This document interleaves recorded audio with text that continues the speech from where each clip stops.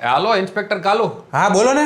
મારા સામેવાળા પાડોશી છે ને એની કમ્પ્લેન લખો તો મારે એની કમ્પ્લેન લખાવી છે. શું થયું બોલો? અરે એનો કૂતરો છે ને મારા બગીચામાં મૂતરાવી જાય છે. કૂતરો બગીચામાં મૂતરાવી જઈએ? હા એનું કૂતરું કંઈક પાડીતું લખ્યું હોય તો ઈ મારા બગીચામાં મૂતરાવે.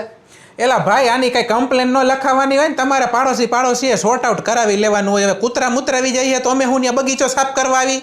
અરે પણ અમે બગીચો સાફ નથી કરવાનો, હું એની યાર બાજુ ગયો તો એનો કૂતરો છોડી દીધું મારી ઉપર. ઈ ભાઈ તમારા બેનો પ્રશ્ન કાંઈ એવા કૂતરાની બબાલુમાં અમને ન ફોન કરવાનો હોય. અમે પોલીસ વાળા અમારે બીજે કામ હોય, બીજે કેસ હોય મોટા મોટા અમારી પાસે. અરે પણ ઈ પાડોશી મારું દાદાગીરી કરે છે, એનું કૂતરો તો મારા બગીચામાં મૂતરાવે ને કેવા જાવ તો એ મારી માથે કૂતરો છોડી દે. એક કામ કરો તમે હે ને સાંજે મને પાછો ફોન કરો અને પાડોશી યારે મને વાત કરાવો. હું એને મારી ભાષામાં સમજાવી દઈશ કે ભાઈ તમે તમારું કૂતરું હે ને તમારા ઘરમાં બાથરૂમમાં મૂતરાવી દો, આના બગીચામાં ન જવા જોઈએ. નકર પછી કાયદેસર થાય ને તો મને ન કહેતા. અને મારા બગીચાનો જે ખર્ચો દેવાનો એ થોડોક મને દેવરાવી દેવો ને. એ ભાઈ મૂતરે એવી જાય એમાં ખર્ચો શેનો તમારે જોઈએ?